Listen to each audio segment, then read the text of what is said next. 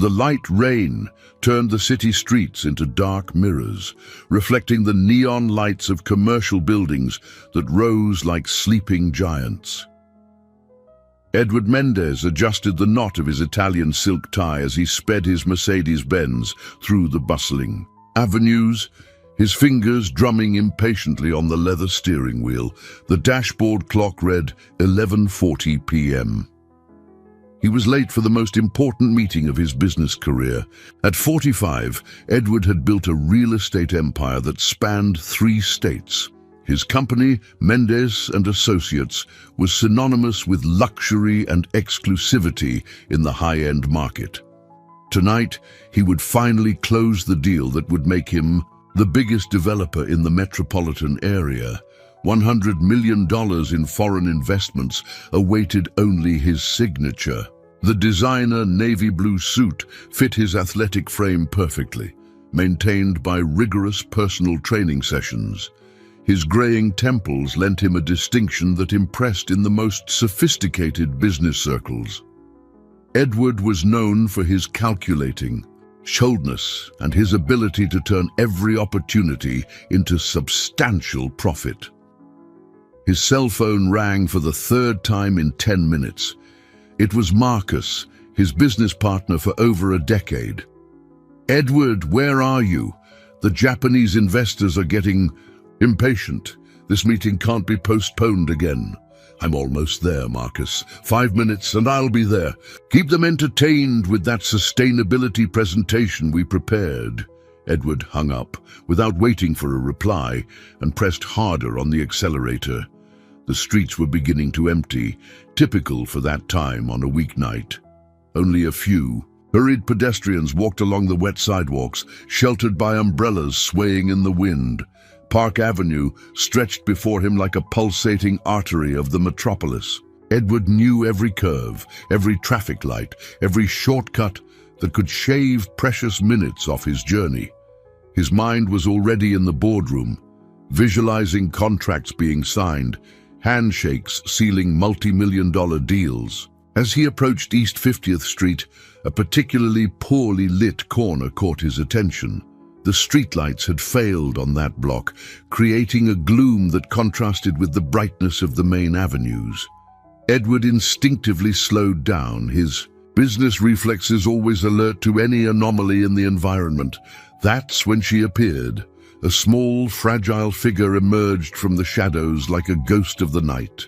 Edward first saw the bare feet, then the tiny silhouette of a child who couldn't have been more than 6 years old. Her disheveled hair swayed as she staggered towards the street, as if in a trance. Time seemed to freeze. Edward slammed on the brakes with all his might, feeling the tires skid on the wet asphalt. The Mercedes ABS worked perfectly, but the businessman's heart pounded like a war drum. The distance between the bumper and the girl was less than 2 feet. She fell. There was no impact, but the scare was enough for her small legs to give way. The child collapsed on the sidewalk like a rag doll, her thin arms spread out on the cold concrete. Edward jumped out of the car before even fully engaging the parking brake. "Oh my God, oh my God!" The words came out like a desperate prayer as he knelt beside the unconscious girl. His trembling hands touched her wrist, searching for vital signs. Her heart was beating faintly but regularly. She was alive. Edward felt tears welling in his eyes, an emotion he hadn't experienced in years. The smell of wet asphalt mixed with the aroma of his expensive French cologne, creating a strange combination he would never forget.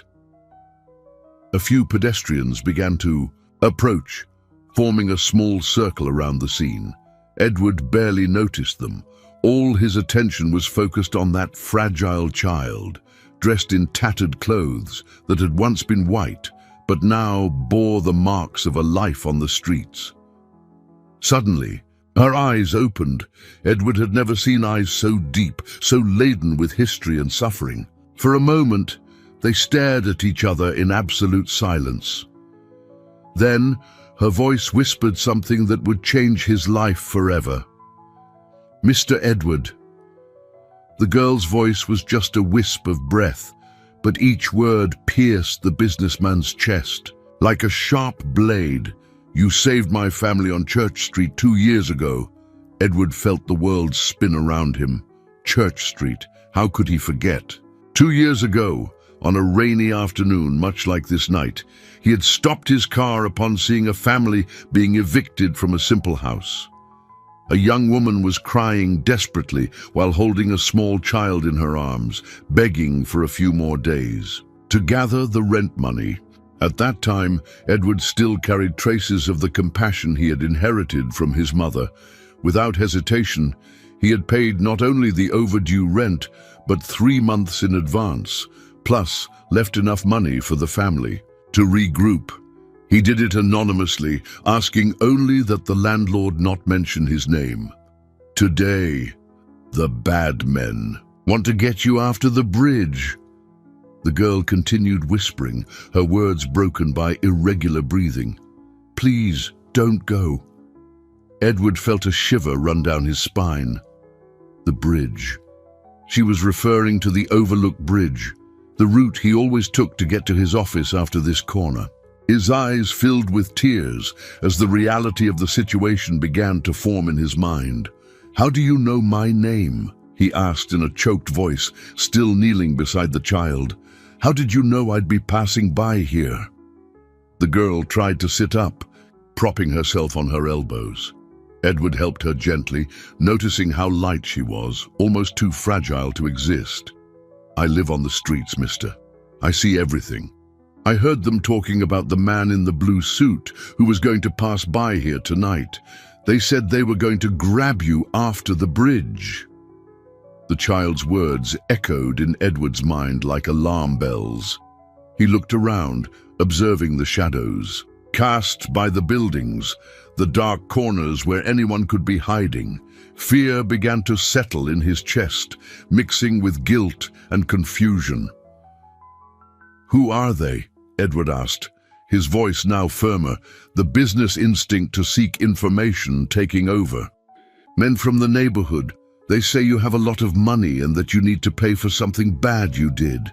The girl wiped her nose with the back of her dirty hand. "But I remember you, mister. You're not bad. You saved us." Edward felt his chest tighten. In recent years, he had become increasingly cold, focused only on business. He had fired employees without hesitation, bought land in low-income communities, forcing families to move, always justifying his actions as necessary for progress. Perhaps his wealth had created enemies who now sought revenge. The cell phone rang. Again. Marcus, surely. Edward looked at the device, then at the girl, then at the illuminated bridge in the distance. For the first time in years, money didn't seem to be the most important priority in his life. "What's your name?" he asked gently. "Mia Louise. But everyone calls me Mia." She smiled for the first time, revealing small, imperfect teeth, but the most genuine smile Edward had seen in a long time. "Mia, where's your mother?" Tears returned to the girl's eyes. "She's real sick, mister. Since she lost her job, we've been living on the streets. She stays in a safe place, away from the bad men." Edward looked at the bridge again. His Japanese investors were waiting. $100 million depended on that meeting. But for the first time in his adult life, Edward Mendez considered that perhaps there were things more important than money. The sound of footsteps echoing on the wet sidewalk made them both turn. 3 figures were approaching, walking slowly, their silhouettes stark against the city lights. Edward felt his blood run cold. "Mister, it's them," Mia whispered, gripping the businessman's arm with surprising strength for someone so small. Edward didn't hesitate. In a swift movement, he scooped Mia into his arms and ran towards the Mercedes. The girl was even lighter than he had imagined, her thin arms wrapping around his neck as if her life depended on that embrace. The businessman's heart was beating so hard he could feel the pulsations echoing in his ears. "Hey, you there!" A gruff voice cut through the night. "Where do you think you're going?" Edward didn't look back. He opened the passenger door and placed Mia on the seat, quickly adjusting the seatbelt around her small body. His hands trembled as he went around the vehicle to the driver's side. The men's footsteps approached rapidly, their voices becoming louder and more threatening. "Go, mister, go!" Mia shouted, her small fingernails digging into the leather upholstery of the seat. Edward started the engine and floored the accelerator. The tires screeched on the wet asphalt as the Mercedes shot down the avenue.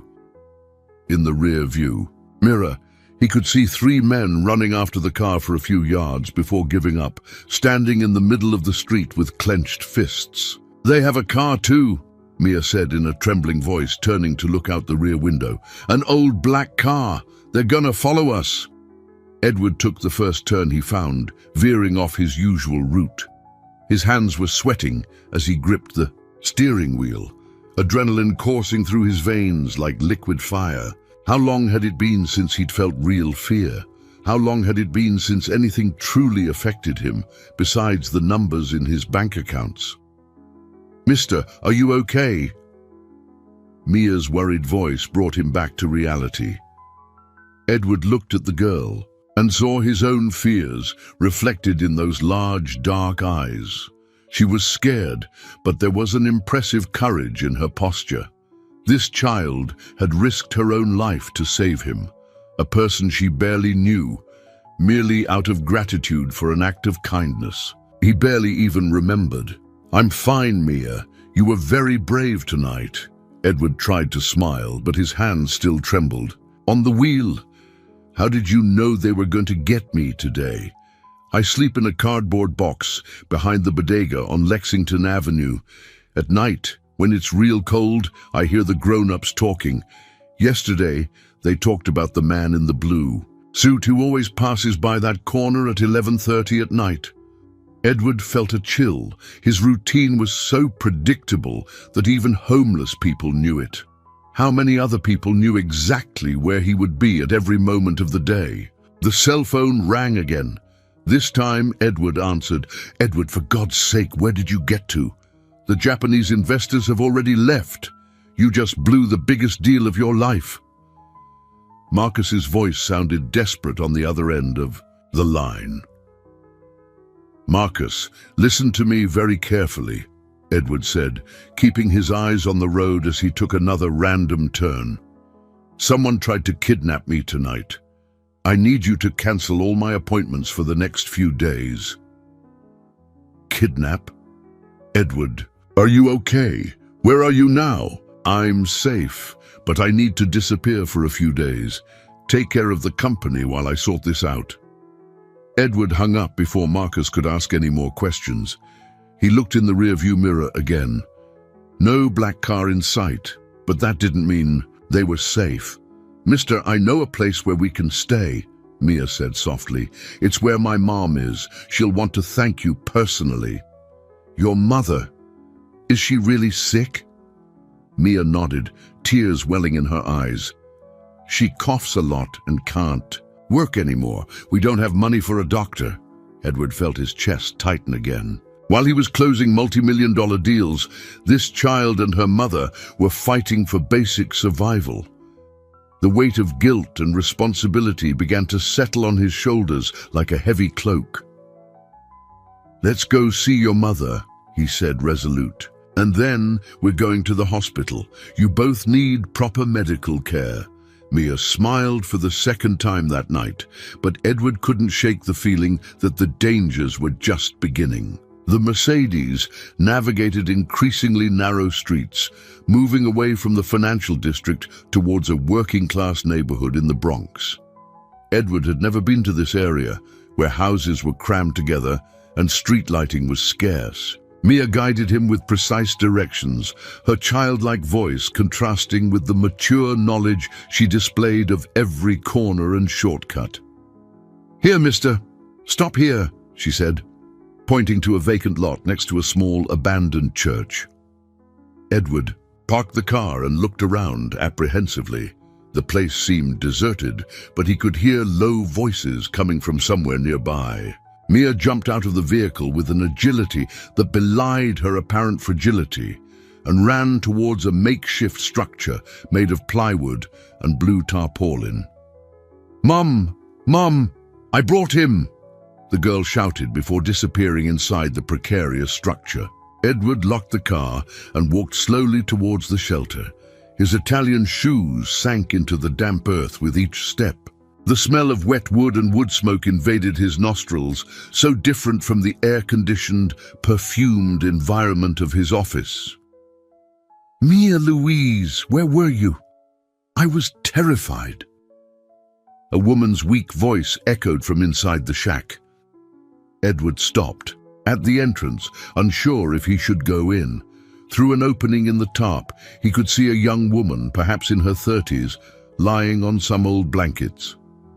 Even in the dim light, it was possible to see how thin she was, her disheveled hair framing a face that had once been beautiful. "Mom, this is Mr. Edward, the man who helped us on Church Street." Mia pulled her mother's hand, trying to get her to sit up. The woman looked up and, upon recognizing Edward, tried to sit up quickly.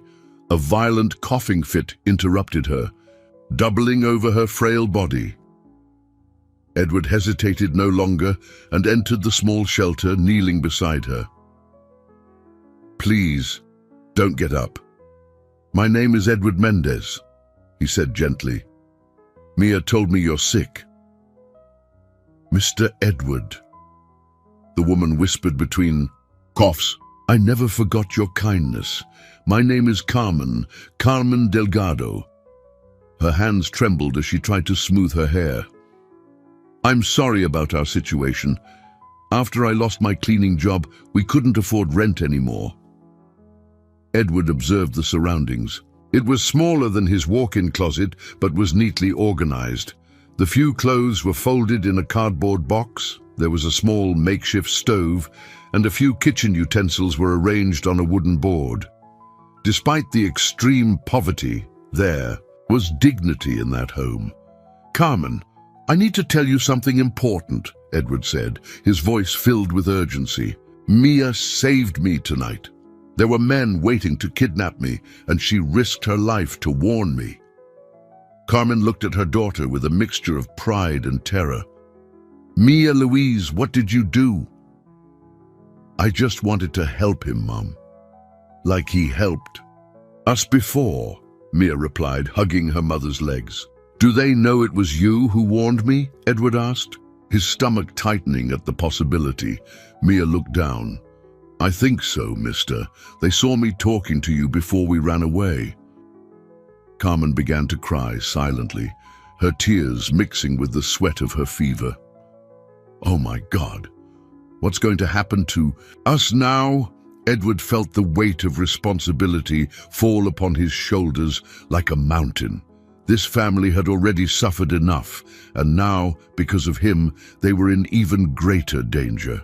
He couldn't abandon them, not after Mia had been so brave. "You're not staying here another night," he said with determination. "I'm taking you to a safe place." "Mr. Edward, we don't have money to pay," Carmen began to protest. "It's not about money, Carmen. It's about doing the right thing." Edward took his cell phone out of his pocket. "I'm going to call an ambulance for you, and then we'll find a place where you'll be protected while I sort this situation out." Suddenly, the sound of an approaching engine made them all freeze. Edward peeked through the opening in the tarp and saw the headlights of a dark car stopping across the street. His blood ran cold. "They found us," Mia whispered, clinging to her mother's arm. Edward gestured for Carmen and Mia to remain absolutely silent. His heart was beating so hard he feared the sounds could be heard outside. Through the small opening in the tarp, he watched 3 men get out of the black car and talk in low voices. One of them lit a cigarette, the red ember glowing in the darkness like an evil eye. "You sure she lives around here?" asked a rough voice Edward didn't recognize. "Tony said he saw her running this way after the rich guy took off. That brat knows where he is." The second voice sounded familiar, but Edward couldn't place it. The third man remained silent, but Edward could see his large, intimidating silhouette, outlined against the faint light from the lampposts. They began to walk slowly through the lot, examining every shadow, every makeshift structure. Carmen held Mia against her chest, her hands trembling from fever and fear. The girl's eyes were wide, but surprisingly calm for someone her age. Edward admired the courage she displayed even in such a dangerous situation. "If they come in here, run," Edward whispered softly. "I'll distract them." "No, mister." Mia shook her head vigorously. "We escape together, or we don't escape." The determination in the girl's voice touched Edward deeply. When was the last time someone had shown such loyalty to him?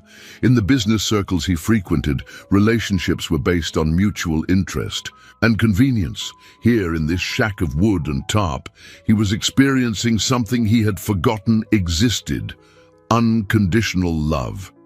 The footsteps drew dangerously close. Edward could hear the men's voices getting louder, closer. He prepared to go out and confront the kidnappers when a familiar voice made him freeze. "Edward, I know you're in there. Come out and let's talk like civilized men." It was Marcus. His partner of over 10 years, the man he trusted most in the business world, was outside coordinating his own capture. Edward felt as if he'd been punched in the stomach. The betrayal hurt more than any physical threat. "Marcus," he muttered to himself, trying to process the devastating reality. "I heard you on the phone, Edward. I know you figured out our plan. But think about it. This doesn't have to end badly for anyone." Marcus's voice sounded calm, almost paternal. "Come out of there and let's resolve this like we always resolve our problems, with a good negotiation." Edward closed his eyes, feeling tears of anger and disappointment well up. Marcus knew his routine better than anyone. Marcus had access to all his accounts, contracts, and personal information. Marcus was the perfect person to coordinate a successful kidnapping. "Why, Marcus?" Edward shouted from inside the shelter, his voice laced with pain. "Why are you doing this?" "You really want to know?" Marcus laughed bitterly. 10 years, Edward. 10 years working as your junior partner, always in your shadow. You get 60% of everything, and I settle for crumbs. Until Roger approached me with an interesting proposal. Roger. Edward remembered immediately. Roger Slade, a bankrupt businessman he had brought down in a dispute over a strategic piece of land 3 years ago. The man had lost everything and sworn revenge. Now, apparently, he had found the perfect way to get it. "Roger is paying you for this?" Edward asked, trying to buy time while looking for a way out. "Roger wants to see you destroyed, Edward, and I want my share of the empire I helped build. It's as simple as that." Marcus took a few steps closer. "Now, come out of there and bring the girl too. She's seen too much." Carmen began to cry softly, holding Mia tightly. Edward knew he couldn't hand over this brave family to those men. He had to find a way to protect them, even if it cost him everything he owned. "Mister," Mia whispered in his ear, "there's a gap behind the church. We can escape through there." Edward looked at the girl with renewed admiration. Even in that moment of terror, she was thinking of solutions. Maybe there was still hope for all of them. Edward helped Carmen to her feet, putting one of his arms around her shoulders to support her. The woman was weaker than he had imagined, her faltering steps revealing how much the illness had debilitated her body. Mia led the way, moving with the dexterity of someone who knew every inch of that territory. "Edward, you have 30 seconds to show yourself, or we're coming in there and taking you by force." Marcus's voice echoed across the vacant lot, laced with a coldness Edward had never noticed before. They moved as silently as possible around the back of the makeshift shelter. The ground was muddy from the rain, and Edward had to take off his shoes to prevent the sound of his heels from giving them away. His Italian silk socks were soon soaked and dirty, but he barely noticed. All his attention was focused on keeping Carmen upright and following Mia. The passage Mia had mentioned was a small opening in the fence, separating the vacant lot from the yard of the abandoned church. It was too narrow for an adult to pass. Through easily, but with effort, it would be possible. Edward looked at Carmen, worried about her condition. "I can do it," she whispered, reading his thoughts. "For Mia Louise, I can do anything." Mia slipped through first, gliding through the opening like a shadow. On the other side, she stood guard while Edward helped Carmen cross. The woman moaned softly as one of the fence slats scratched her arm, but she bit her lip to keep from making more noise. Edward went through last, tearing part of his expensive suit in the process. On the other side of the fence, they were in the yard of the abandoned church. The area was overgrown with tall weeds and debris, offering good cover. They could hear the men's voices on the other side, still searching. "They're not here, Marcus," said one of the unfamiliar voices. "His car's still in the same spot, but the shack's empty. Search better. They have to be somewhere around here," Marcus replied, his tense voice revealing frustration. Edward pulled out his cell phone and checked the signal. Only 2 bars, but it would be enough. He called 911, keeping his voice low. "Hello, I need an ambulance urgently. A sick woman needs medical attention." He provided the church's location, requesting discretion. While they waited for help to arrive, Edward watched Carmen struggle with another coughing fit. Her lips were slightly bluish, and he realized her situation was more serious than he had thought. Mia held her mother's hand, whispering words of comfort with a maturity impressive for her age. "Mr. Edward," Mia whispered, "my mom always said you were our guardian angel. Now I understand why." The girl's words touched Edward deeply. He remembered how he used to find satisfaction in helping others before business success hardened his heart. Looking at that brave family, he felt something awaken within him, a part of himself he thought he had lost forever. "Mia, you're the one who's been our guardian angel," he replied, gently stroking the girl's disheveled hair. "Without your courage, I'd be in those men's hands right now." The sound of approaching sirens brought both relief and apprehension. The ambulance would arrive soon, but Edward knew the kidnappers were still nearby. He needed to find a way to ensure Carmen and Mia remained safe while he resolved this situation. "Carmen," he said softly, "when the ambulance arrives, you'll be taken to the hospital. I'll give instructions for them to take very good care of you and Mia." "But what about you, sir? They're still after you," Carmen whispered, genuine concern in her feverish eyes. Edward smiled sadly. "I'll have to face this, but at least I'll know you two are safe." On the other side of the fence, the voices began to move away. Marcus and his cronies had apparently given up the search for that night, but Edward knew they would be back. The war was just beginning. The ambulance arrived with its sirens off as Edward had requested. 2 paramedics got out of the vehicle and were immediately directed by Edward to where Carmen lay, now almost unconscious from the high fever. Mia wouldn't let go of her mother's hand, her large eyes fixed on the pale face of the woman she loved more than anything in the world. "She has severe pneumonia," the more experienced paramedic diagnosed quickly after examining Carmen. "She needs to be admitted immediately." While the paramedics prepared Carmen for transport, Edward knelt beside Mia. The girl was visibly frightened, but tried to be strong so as not to worry her mother further. "Mia, listen to me carefully," Edward said softly, placing his hands gently on the child's shoulders. "You're going to accompany your mother to the hospital. I'll give my card to the doctors and tell them I'll cover all her treatment expenses. "But what about you, mister? Aren't you coming with us?" Tears began to well in the girl's eyes.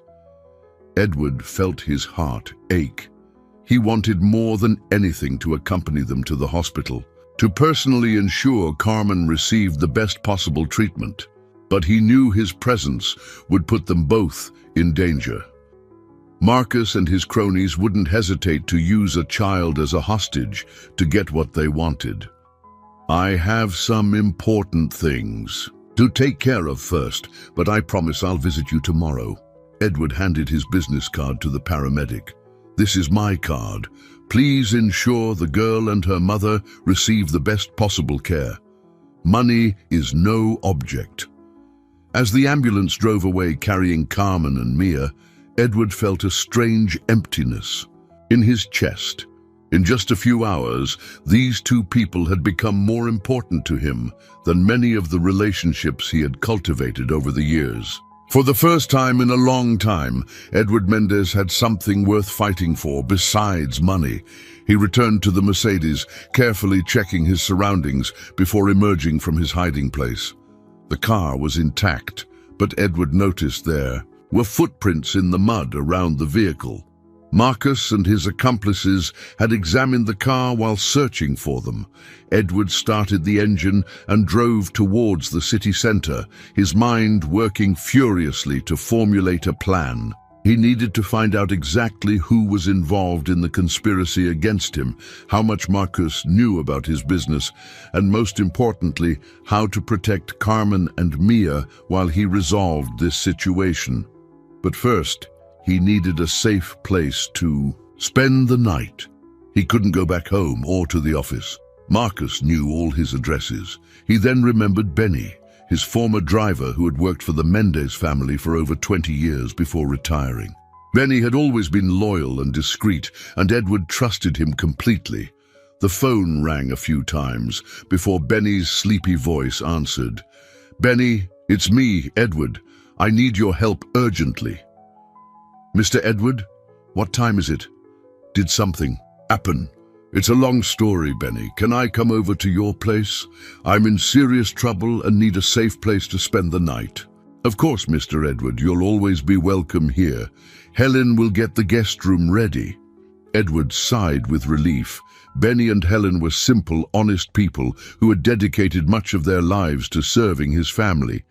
They had never asked for anything more than a fair wage and had always treated Edward with genuine affection, not the calculated interest that characterized his business relationships. As he drove through the deserted streets towards Benny's house, Edward reflected on the changes his life had undergone in a single night. He had lost trust in his best partner, discovered he had enemies willing to do anything to destroy him, and found a family that reminded him of the man he used to be. But the biggest revelation would come the next day, when Edward discovered that Marcus's betrayal was just the tip of a much larger iceberg. Edward woke up in the guest room at Benny's house to the aroma of fresh coffee and homemade bread invading his nostrils. Helen had prepared a simple breakfast, but made with care, something he hadn't experienced in years in his routine of morning meetings at expensive impersonal restaurants. "Did you sleep well, Mr. Edward?" Helen asked maternally, pouring him a steaming cup of coffee. "Better than I expected, considering the circumstances," Edward replied, observing how that modest house radiated peace and warmth. "Helen, thank you for taking me in without asking questions. You've always been good to us, Mr. Edward. When Benny lost that money in the pyramid scheme, you didn't fire us. On the contrary, you helped us recover some of the loss." Edward had completely forgotten about that episode.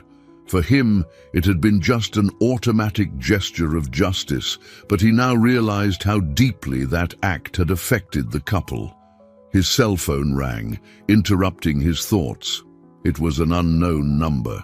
"Edward, we need to talk." The voice was Roger Slade's, cold and calculating. "You ruined my life 3 years ago. Now it's my turn." "Roger, what do you want?" Edward tried to keep his voice firm, but he felt his stomach clench. Justice, Edward. You took everything. From me when you bought that land under the table. I lost my company, my house, almost lost my family. Now you're going to feel what it's like to be left with nothing. And Marcus, how did you convince him to betray me? Roger laughed bitterly. Marcus came to me, Edward. Apparently, your dear partner isn't as loyal as you thought. He's tired of being your doormat and wants a bigger piece of the pie. Edward closed his eyes, feeling the weight of betrayal like a stone in his chest. Marcus had been like a brother.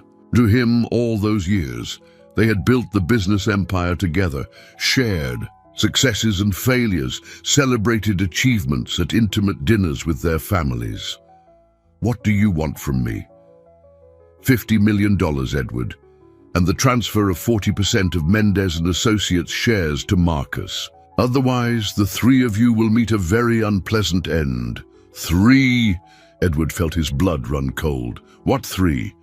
You, the sick woman, and that inconvenient little brat who ruined our plan last night. Edward gripped the phone so tightly, his knuckles turned white. If you touch Carmen or Mia, I swear I'll... You're not in a position to make threats, Edward. You have 12 hours to transfer the money to the account Marcus will send you. After that, I can't guarantee anyone's safety.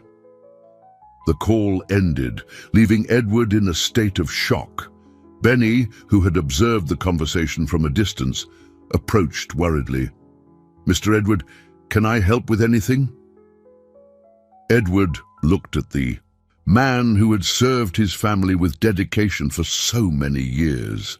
Benny was honest, loyal, and knew Edward better than many people in his business life. Maybe it was time to trust someone completely. Benny, I need to tell you everything that happened last night, and I need your help to protect 2 very special people. As he recounted the events of the previous night, Edward saw in Benny's eyes the same indignation he felt. The retired driver listened attentively, asking pointed questions and demonstrating a practical wisdom that contrasted with the theoretical sophistication of the executives Edward was used to consulting. Mr. Edward, Benny said when he finished his account, you need to go to the hospital to see how the woman and the girl are doing. But first, we need to find out exactly who else is involved in this. If Marcus managed to convince other company employees to betray you, the danger is greater than we imagine. Edward nodded, recognizing the wisdom in the advice, but deep down, he knew the worst was yet to come. Edward arrived at Lenox Hill Hospital mid-morning, wearing a cap borrowed from Benny and sunglasses to disguise his appearance. The establishment was known for catering to the city's elite, but also for its discretion and security. He had chosen this location strategically, knowing it would be harder for Marcus and his cronies to reach Carmen and Mia there. At the reception, he identified himself discreetly and was directed to room 412, where Carmen was admitted. He took the stairs instead of the elevator, always attentive to movements around him. His paranoia had intensified since Roger's threatening call. The room was spacious and comfortable, overlooking an internal hospital garden. Carmen was lying in bed, connected to an IV drip and a heart monitor. Her breathing seemed more regular, and a little color had returned to her face. Mia was curled up in an armchair beside the bed, still wearing the same dirty clothes from the previous night. Mr. Edward! The girl jumped from the armchair and ran to hug him, her small hands clutching his coat as if he might disappear at any moment. Hi, Mia. How's your mom? Edward stroked the girl's hair, feeling a wave of tenderness that surprised him. The doctor said she's going to be okay, but she needs lots of medicine and rest. Mia pulled him towards the bed. Mom, look who came to see us. Carmen opened her eyes slowly, a faint smile lighting up her face when she recognized Edward. Mister Edward, you shouldn't have come. It's dangerous. I promised I'd come, remember? Edward approached the bed, observing how Carmen seemed more fragile under the bright hospital light. How are you feeling? Much better, thanks to you, sir. The doctors said if I had waited a few more days. Her voice failed and tears welled in her eyes. Mia Louise could have been orphaned because of me. Don't talk like that, Carmen. You too are stronger than you imagine. Edward pulled up a chair and sat beside the bed. I need to tell you something. The situation has become more complicated. He recounted Roger's call, omitting only the most frightening details so as not to alarm Mia unnecessarily. Carmen listened with growing concern, her hands trembling slightly. Mr. Edward, do they know we're here? Carmen asked. I don't think so. I used a false name for the admission and paid for everything in cash.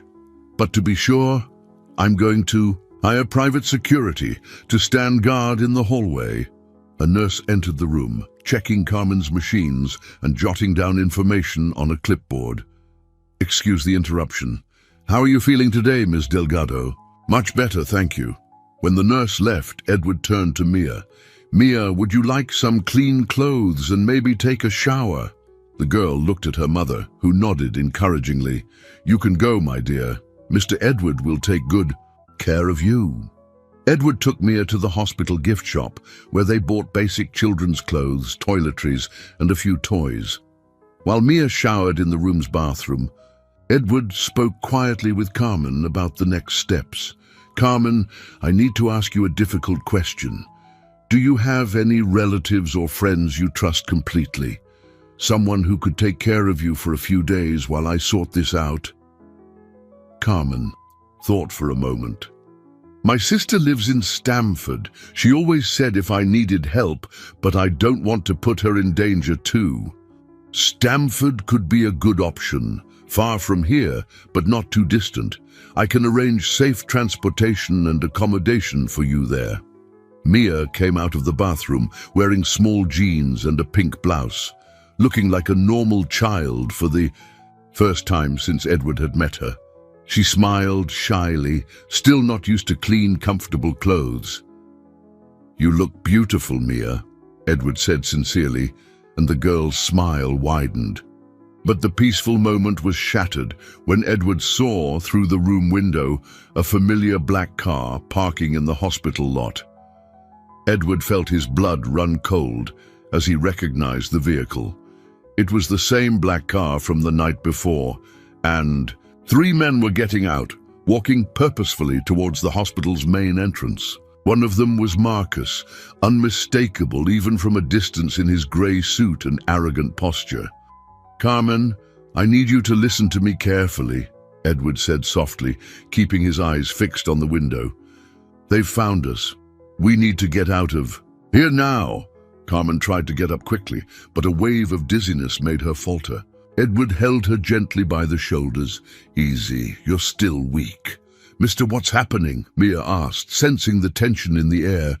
Remember the bad men from last night? They're here.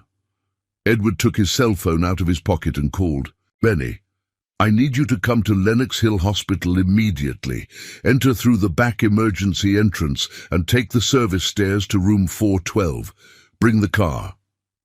Edward hung up and turned to Carmen. Can you walk? I can, Mr. Edward. For Mia Louise, I can do anything. They left the room cautiously. Edward carried Mia in his arms while supporting Carmen with his other arm. The hallway was relatively empty, just a few nurses going about their routine activities.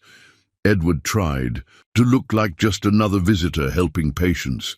They reached the service elevator when Edward heard familiar voices echoing down the main corridor. Marcus was talking to someone at the reception desk, probably trying to find out where Carmen was admitted. We're looking for a young woman who was admitted last night with respiratory problems. She was accompanied by a small child, Edward could hear Marcus saying. The elevator doors opened, and the 3 of them quickly got inside. Edward pressed the button for the ground floor, where the back exit was located. His fingers drummed nervously as he watched the floor numbers slowly decrease. Mister, are you scared? Mia asked, her small hands touching Edward's tense face.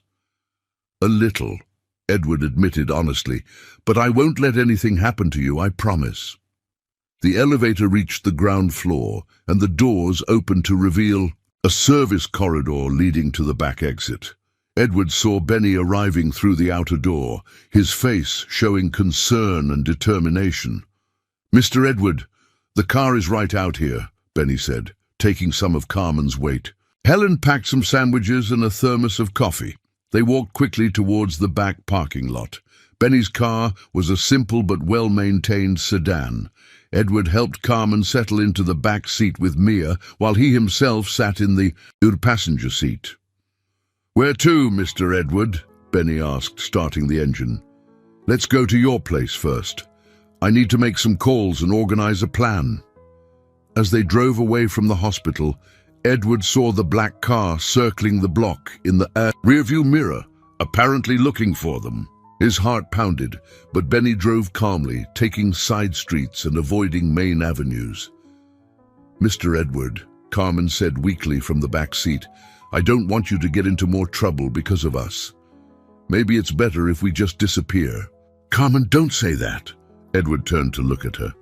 "You two saved me last night. Now it's my turn to protect you." Mia was quiet, watching the city pass by the window.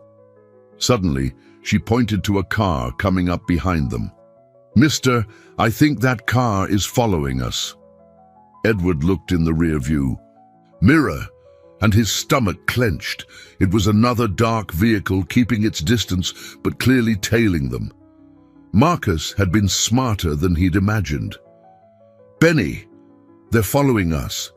Do you know a place where we can hide?" Benny smiled for the first time since arriving at the hospital. "I do, Mr. Edward. I'll take you to a place where no rich guy in a suit will ever think to look." Benny drove the car through increasingly narrow streets, entering a neighborhood Edward had never visited. The houses were simple, packed close together, with clotheslines stretched across windows and children playing. On the sidewalks, the contrast with the luxurious world Edward inhabited was stark, but there was something comforting in that simplicity. "Where are we going, Benny?" Edward asked, watching the pursuing car disappear from view after a few sharp turns. "To my sister-in-law's house, Mama Rosa's. She's been taking care of abandoned kids for over 20 years. It's the kind of place people like your enemies would never think to look." The car stopped in front of a small but well-kept house, painted light blue with white windows. In the small front yard, several children of different ages were playing with simple toys.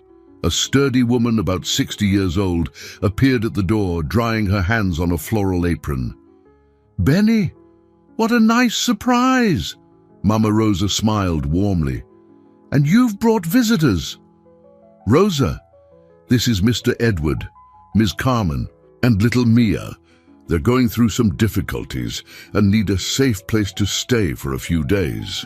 Mama Rosa observed the group with experienced eyes. She asked no questions, just nodded understandingly. "All the children who come here are running from something, my son. Welcome."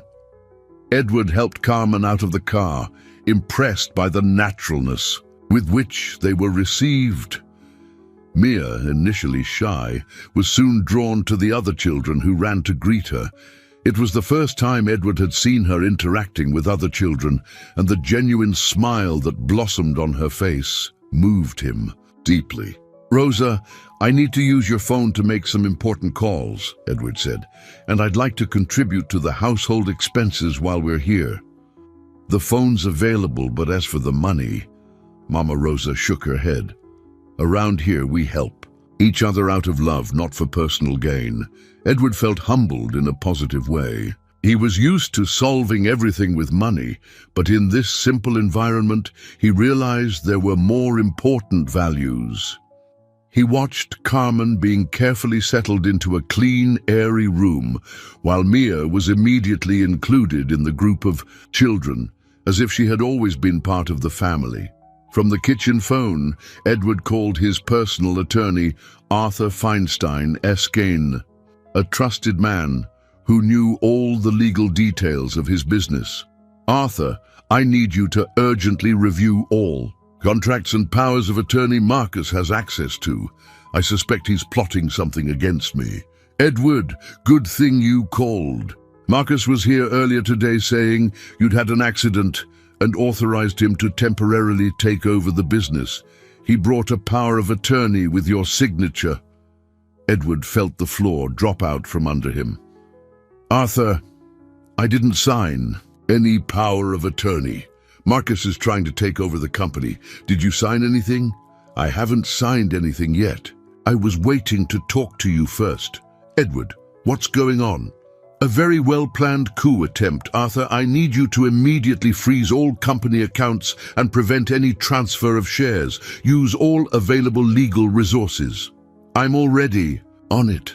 Edward, where are you? The situation seems serious. I'm in a safe place, but I can't reveal where. Keep working to protect our interests and keep me informed. Edward hung up and sat at the simple kitchen table, putting his head in his hands. Marcus wasn't just a traitor. He was a sophisticated criminal who had meticulously planned to take everything Edward had worked for over the years. Mama Rosa approached and placed a warm cup of coffee in front of him. Big problems, huh, son? Bigger than I imagined, Mama Rosa. My partner is trying to steal my company while organizing my kidnapping. You know what I've learned taking care of so many hurt children? Mama Rosa sat beside him.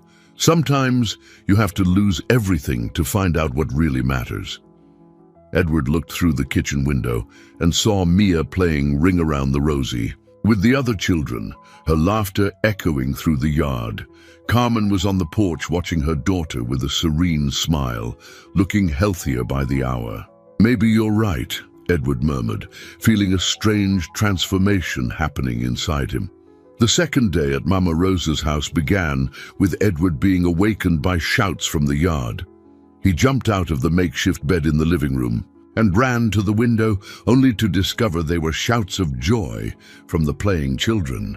For the first time in years, he had slept soundly, without the anxiety medication he took every night.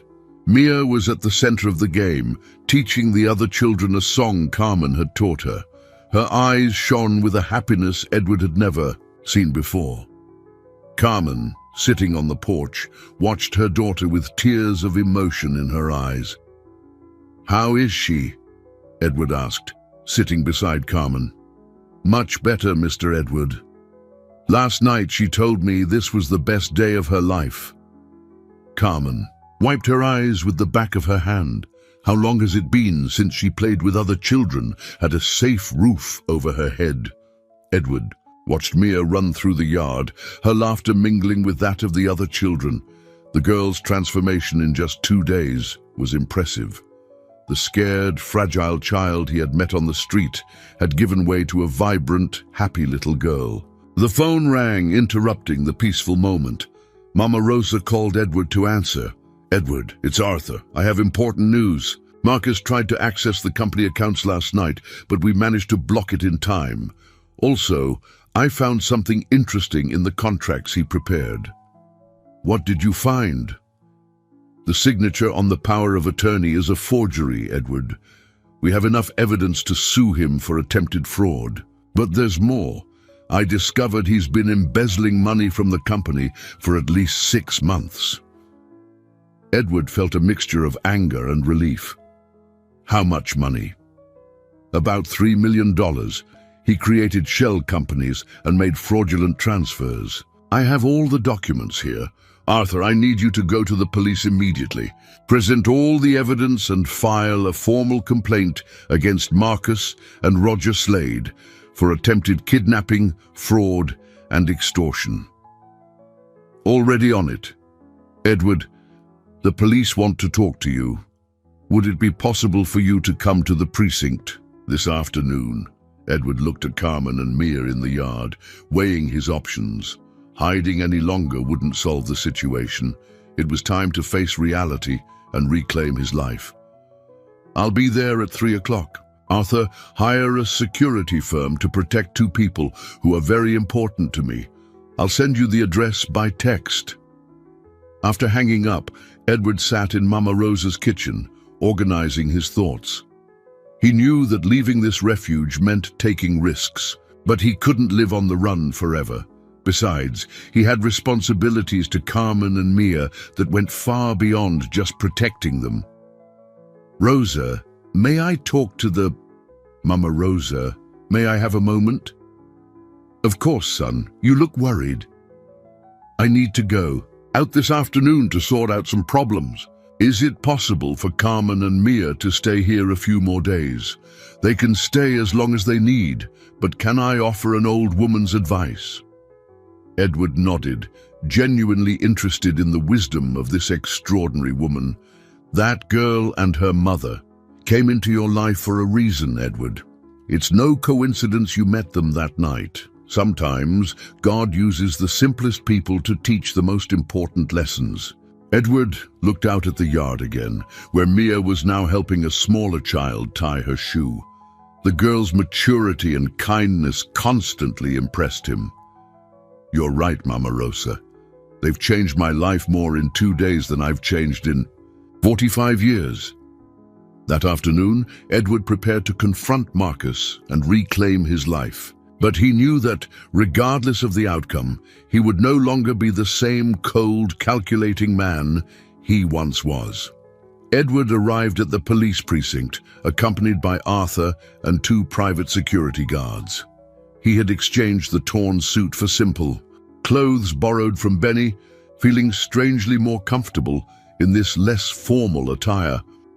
At the precinct, he was met by Detective Miller, an experienced officer who had investigated numerous white-collar crime cases. "Mr. Mendez, we've analyzed all the evidence your lawyer presented. We have sufficient grounds to arrest Marcus and Roger Slade for attempted extortion, fraud, and criminal conspiracy." "Have they been located?" Edward asked, feeling a mixture of anxiety and relief. "Marcus was arrested this morning at the company office, trying to access the blocked bank accounts. Roger Slade is still at large, but we've issued an arrest warrant for him." Edward gave a detailed statement about the events of the past 48 hours, from his encounter with Mia to the threats he had received. The detective listened attentively, taking notes and occasionally asking for clarification. "Mr.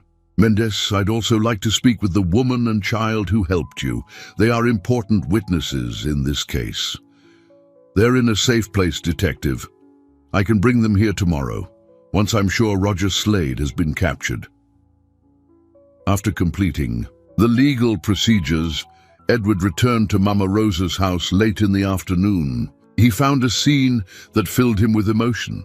Carmen was in the kitchen, helping prepare dinner for all the children, while Mia was telling stories to the younger ones in the yard. "Mr. Edward." Mia ran to hug him as soon as she saw him. "Mama, Rosa said you went to sort out the problems with the bad men." "Yes, Mia, half the problem is solved." Edward knelt to be at the girl's eye level. "Marcus was arrested today. He won't be bothering anyone anymore." Carmen appeared at the kitchen door, wiping her hands on her apron. "And the other man?" "He's still being sought, but the police will find him soon." Edward smiled reassuringly. "In a few days, you'll both be completely safe." That night, after the communal dinner at Mama Rosa's, Edward had a long conversation with Carmen on the porch. The children had gone to sleep, and the house was quiet, enveloped by the characteristic peace of that special home. "Carmen, I need to talk about the future for you two." "Mr. Edward, we've already made plans. As soon as I'm fully recovered, we'll go to Stamford to stay with my sister. We'll manage to get back on our feet on our own." Edward shook his head. "Carmen, you both saved my life. Mia risked everything to warn me about the danger, and you showed me who I really am beneath all that corporate coldness. We only returned the kindness you showed us 2 years ago." "It was much more than that." Edward looked through the window to the room where Mia slept peacefully. "That girl has a courage and a kindness that humbles me. She deserves every opportunity the world can offer." Mr. Edward, what are you getting at? Edward took a deep breath, organizing the thoughts that had been forming in his mind over the past few days. Carmen, I would like to formally adopt Mia, and I'd like you to work with me, not as an employee, but as a partner in a new project I want to develop. Carmen was silent for a long moment, tears welling in her eyes. Mr. Edward, I want to create a foundation to help families experiencing homelessness. You understand this reality better than anyone, and Mia would truly be my daughter. The next day, news arrived that Roger Slade had been captured trying to flee to another state. With all the criminals apprehended, Edward, Carmen, and Mia's lives were finally safe again. 3 weeks had passed since that rainy night that forever changed Edward Mendez's life. The businessman stood on the porch of his new home, smaller and cozier than the mansion he once inhabited, watching Mia play in the garden with other children. The property had been transformed into the headquarters of the Hope Foundation, the project born from his encounter with that special family. Carmen approached carrying a tray of fresh lemonade, wearing a simple yet elegant dress Edward had bought for her. Her health was fully restored, and she radiated a happiness that was contagious to everyone around. How was the meeting with the investors today? Carmen asked, pouring Edward a glass. Better than expected. We secured funding to open 3 more foundation units in other neighborhoods. Edward smiled, watching Mia teach a new child to ride a bicycle. That girl has a natural gift for caring for others. She inherited that from you, Dad, Carmen said affectionately, using the title Mia had chosen for him after the official adoption was finalized. Edward still got emotional whenever he heard that word, Dad. At 45, he had discovered that being a father had nothing to do with blood ties, but with love, dedication, and commitment. Mia had officially become Mia Louise Mendez, and he couldn't be prouder. Carmen, do you remember what you said that first night? That I had saved you on Church Street? I remember. Why? Now I know it was you who saved me. I was becoming a cold, calculating person, concerned only with money and status. Edward gently took Carmen's hand. You gave me back my humanity. Carmen blushed slightly. In recent days, the relationship between them had naturally evolved from gratitude to something deeper. Edward discovered new qualities in Carmen daily, her practical wisdom, her inner strength, her capacity for unconditional love. Dad! Carmen! Come see, Mia shouted from the garden, waving excitedly. They approached and saw that the girl had organized the other children into a small theatrical presentation. Mia was playing a teacher, helping the younger ones read simple words written on colorful flashcards. Her naturalness and patience constantly impressed Edward. When I grow up, I want to be a teacher like Mama Rosa, Mia announced proudly. I want to teach kids who didn't get a chance to study before. Edward felt tears well up in his eyes. The girl he had found on the streets, scared and hungry, now dreamed of helping other children in similar situations. Generosity and gratitude had become the core values of her personality. You'll be a wonderful teacher, my daughter, Edward said, hugging Mia affectionately. That night, after all the children at the foundation had dined and retired to their rooms, Edward stood alone in the garden, reflecting on the extraordinary journey he had undertaken. He had lost a treacherous partner and discovered that money, though important, was not what gave life meaning. Marcus was serving a 5-year sentence for fraud and attempted extortion. Roger had been sentenced to 7 years for masterminding the kidnapping and criminal conspiracy. Justice had prevailed, but more important than the punishment of the guilty was the transformation those events had brought about in the lives of everyone involved. Edward looked up at the starry sky, remembering that rainy night when he had almost run over a little girl on the streets. If he had known then that this encounter would completely change his life, would he have believed it? Probably not. But now he understood that life's best gifts often come disguised as problems. Mia appeared at her bedroom window, waving at him with a radiant smile before getting into bed. Edward waved back, his heart overflowing with paternal love. 3 weeks after that dramatic encounter on the dimly lit corner, Edward Mendez had discovered that true wealth was not in his bank accounts, but in the smile of a courageous child, in the love of a special woman, and in the satisfaction of using his resources to transform lives. When a small hand touched his, Edward turned and saw Carmen beside him, watching the stars with him. "Thank you," Edward whispered. "Why?" "For teaching me that gratitude and courage can transform any destiny." Carmen smiled and held his hand more firmly. "Thank you, Edward, for showing us that kindness and love are the only investments that truly matter." In the moonlit garden, an unlikely but genuine family found the peace they had sought all their lives, knowing that the bonds forged in adversity are the strongest and most enduring of all.